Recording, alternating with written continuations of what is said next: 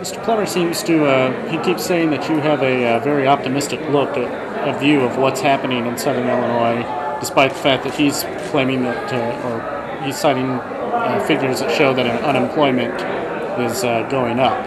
He continuously says that you say things are getting better under there. I'd like to see if you could kind of address that. What exactly are you saying about whether or not things are going better or worse for southern Illinois?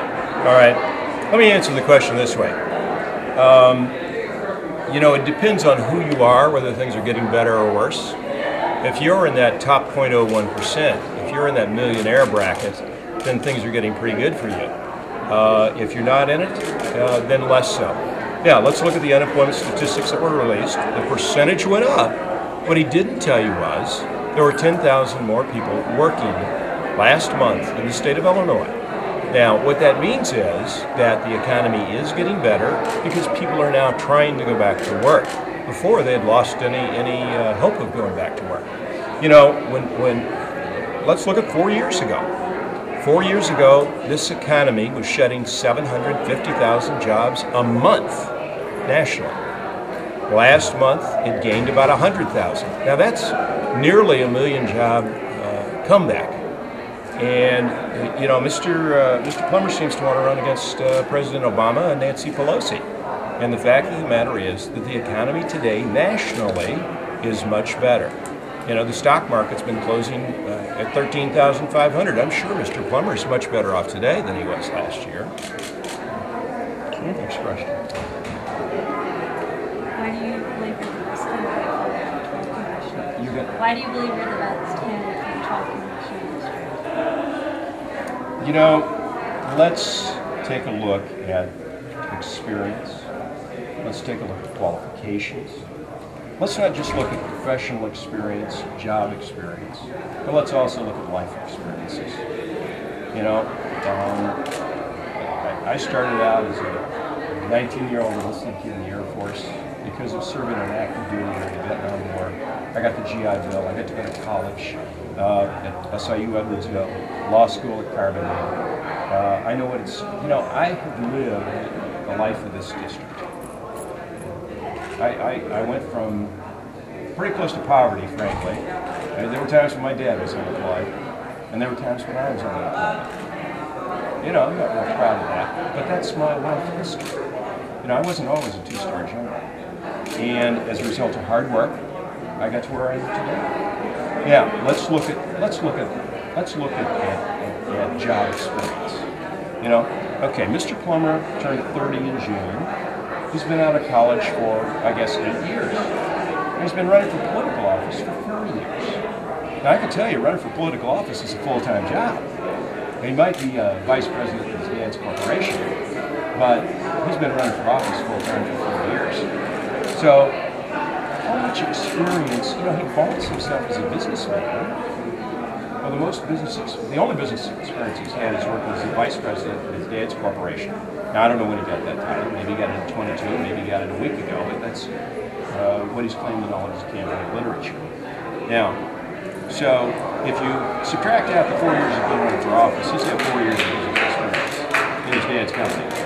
No other real experience.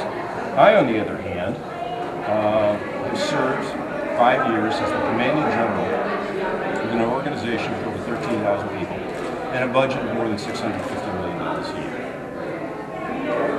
During that, and more than 2,000 of those people are full-time employees. They're not just weekend guardsmen.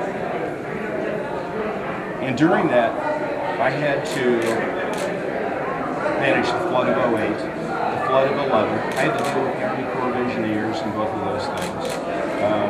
I had to send the largest combat deployment to Afghanistan since World War II. I've had serious, real responsibilities. I'm sorry, but Mr. Plummer's resume does not add up to mine.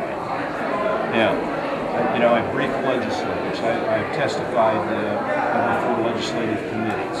I know how the federal budget works. I have the experience to go to Washington, D.C. and have an immediate impact. Mr. Plummer could go to Washington, D.C. and spend 10 or 15 years trying to learn where the restroom is. So So if you look at life experience, job experience, and the fact that when I go to D.C., I will have serious credentials and serious impact immediately in the halls of Congress, I think is a very clear choice.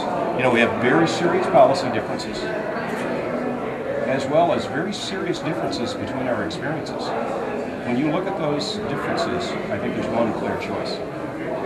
Can you explain what your understanding of Mr. Plummer's position on Paul Ryan's budget plan is? Because it seems to be at odds. All right, I'm going to make this very clear.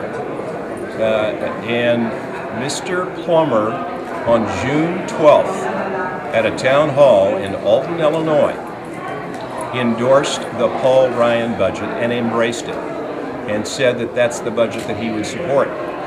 Now, I don't care what Mr. Plummer says.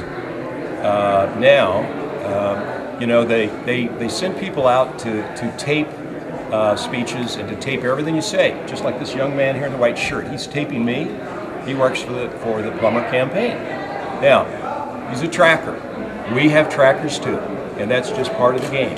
So Mr. Plummer is on tape saying that. He can deny it all he wants, and if he wants to come after us about it, I'll be happy to make sure somebody gets the tape to you. General Enyart, you mentioned that you would like the Bush tax cuts to be expired. Would you support going back to the I said as to $250,000 a year and so above. You would keep, $250,000 a year and above. So you'd keep the tax rates for everybody besides the top bracket, correct? That's correct. Would you go back to the Clinton rate at 39.6% on the top rate?